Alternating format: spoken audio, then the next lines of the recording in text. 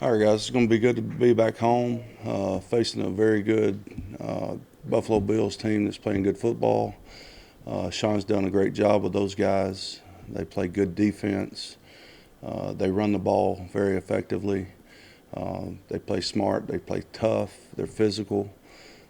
Their defense keeps them in every game, and then their offense kind of tries to impose their will on you. From an injury perspective, we've got a few guys that are day-to-day. Demarius will be back out there today. We'll see where he is. Not really sure yet about him. The other guys are kind of just day-to-day. Two tight ends are kind of day-to-day. So, see where we're at. Still waiting to see how he responds. So, day-to-day, I guess. Freddie, the Bills are number one in the league in red zone offense. Why have they been so effective? They're able to run the ball down there. I think their quarterback's able to scramble, pick up first downs down there. Sometimes it's just about picking up first downs down in the red zone. They've done an excellent job of that. Is Fairbrother still in the protocol? He is. At the present time.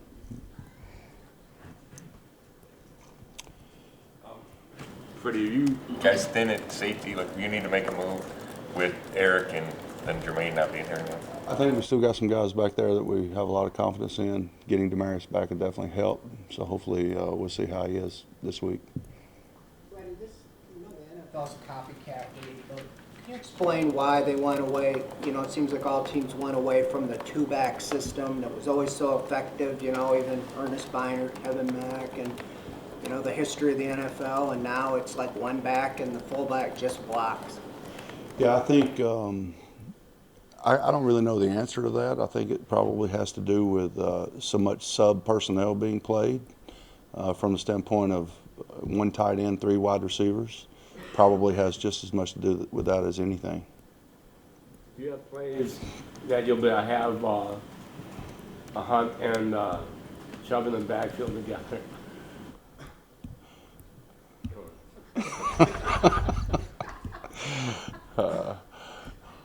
We're still trying to find out what we can draw up. So.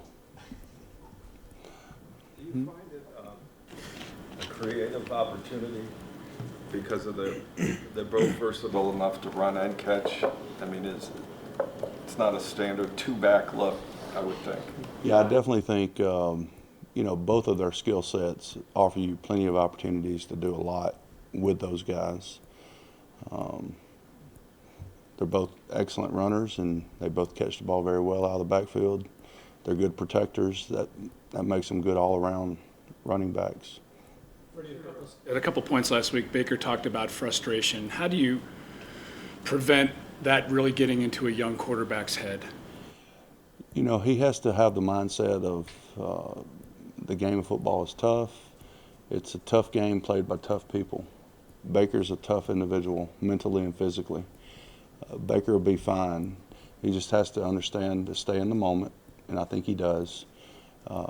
You come out of bad situations a lot of times better off personally and professionally. And he just has to keep his focus on the day and what he's doing in that day. Hopefully that answers your question. He talks so much, and you do too, about having his eyes in the right place. And I think you said he's made improvements in that area. But on a couple of key plays against Denver, did you think they were in the right place? I thought for the most part Baker played a pretty solid game against Denver, yes. Have you noticed him more reluctant, because he had all those interceptions earlier in the year. Have you noticed him reluctant to make any throws, whether they're downfield or into coverage, because he's worried about that? I think Baker's got a unique ability that a lot of good quarterbacks have, is they have short memories, just like corners have to have short memories. They don't worry about the last play, they're just worried about the current one.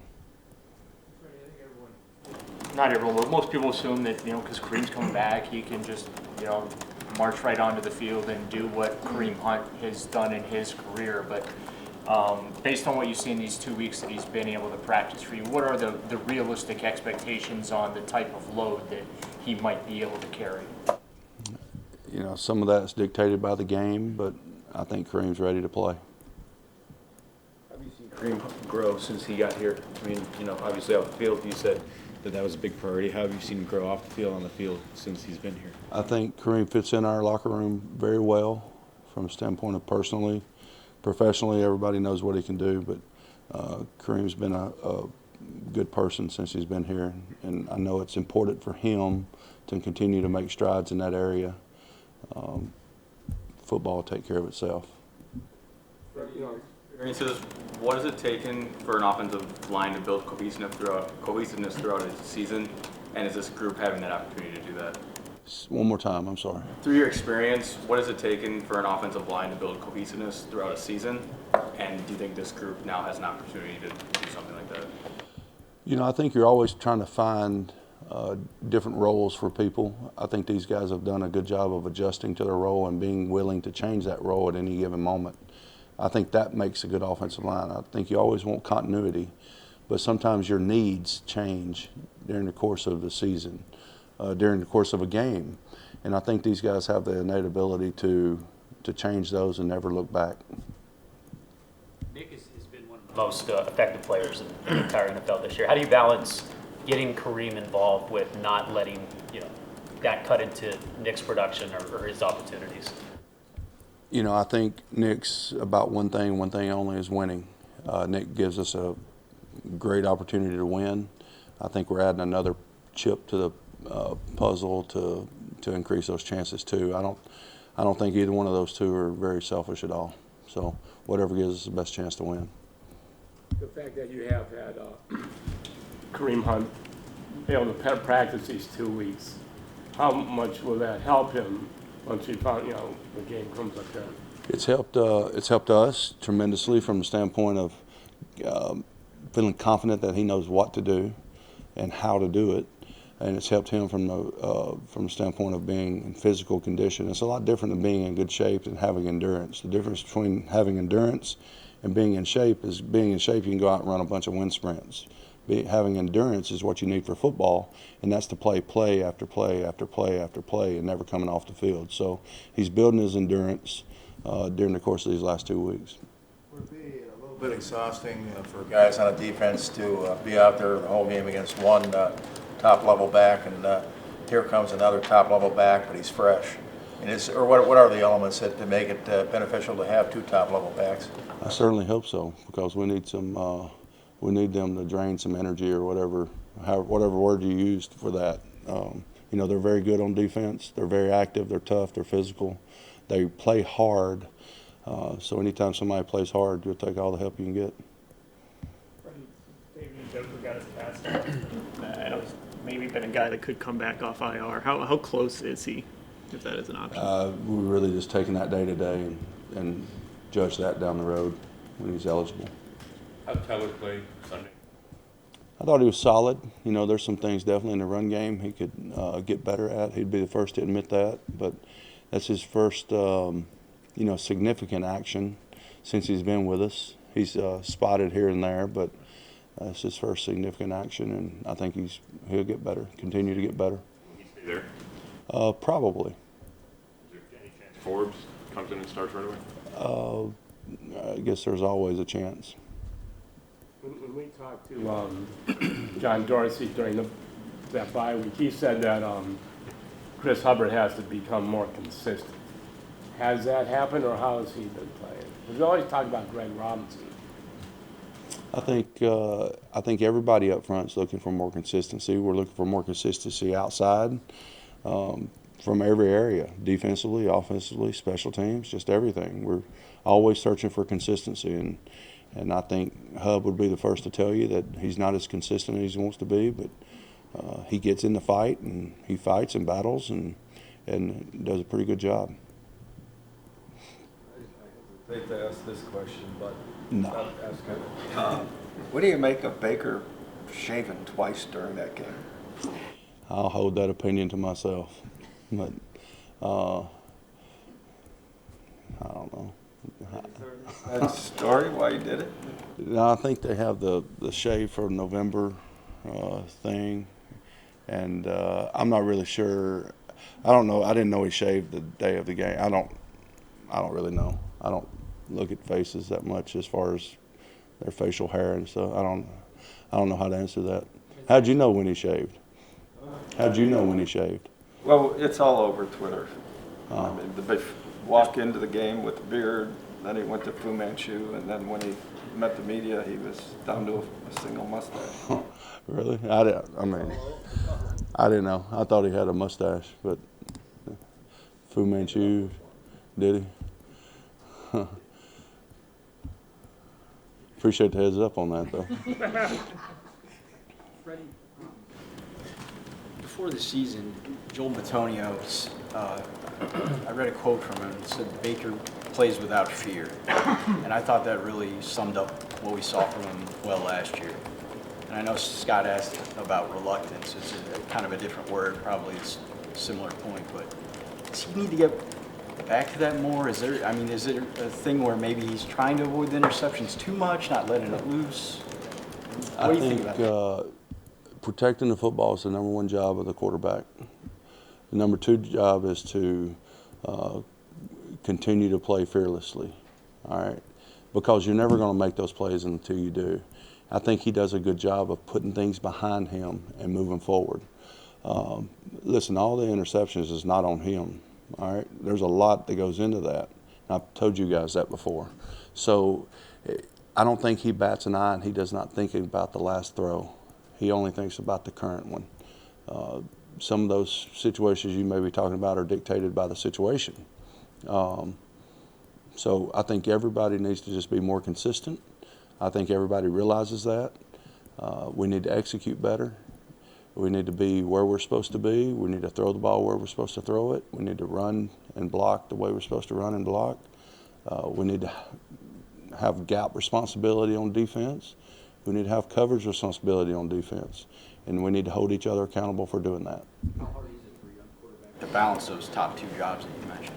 I think playing quarterback in the National Football League is one of the most difficult things there are to do, especially in this business, of course. But you know, I think he's going to continue to work. He's always evolving. He's going to be better this week than he was last week, and just continue to grow. Is it a fair way to look at the 4th and 4 that if there's a hesitation, just a split second, but if he lets it rip either to Odell or Jarvis, I think there's a lot that went into that play, and I'd just rather just talk about Buffalo, really. I mean, isn't that a huge learning moment, though, for... I think he learned tremendously from that situation. I think all of us did. You've consistently mentioned that lengthy list of things that needs to happen in regards to the interceptions. When people are looking at Baker this year, they are looking at the numbers and they're comparing them to last year, and you see the drop-off in completion percentage, quarterback rating, and those type of things. Is this an overall thing that's just not limited to the interceptions, which we dissect all the time? Is it just collectively, offensively, the drop-off in production from Baker being a byproduct of all those things you continue to mention? Well, I think definitely. You know, anytime, you know, stats causes controversy or causes raising of the person per se, you know. So you can't just look at stats and tell the whole story. I know that's a lot of times all anybody has to look at. I understand that and recognize that fact, but you know, that doesn't tell the whole story. You know, I said from the day one, no two teams are ever the same. We've got to continue. This group of guys have to continue to try to get better. You know, try to increase the level of execution and the consistency of execution. And when we do that, we will play better. There's no secret about that. You execute, you play good. You don't execute, you don't play good. Baker's been so accurate throughout his career. To be last in the NFL in completion percentage, that being said, like, what do you attribute that to? There's a lot of factors that go into that, you know. I don't think he's just wildly missing passes. So, I don't know. I don't really look at that. I just want him to get better today, just like I want him to get better this week, more than last week. I truly do not look at stats. So. Last week, Odell said Baker was throwing the ball like 900 miles an hour. Do you think that's part of why they haven't, developed a chemistry? We're going to go out today and try to improve that. So. another kind of off-field question for Baker, but not about facial hair. This is the first time we're going to talk to him here since last week when he walked away from us in the locker room during his news conference. Did you have any problem with that? What Baker and I talk about will always stay between us with anybody I talk to in our organization. So your answer implies you did talk to him about it. Is that correct? I would not even say that. I mean, I don't want to answer that. I'm not going to. Baker and I talk every day. Did you get a Della birthday present? I did not. Did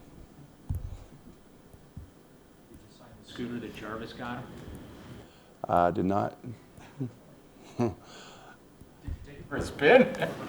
I did not. There has to be a weight limit on that, right? So. You said that, not me. You will, though. Thanks, guys.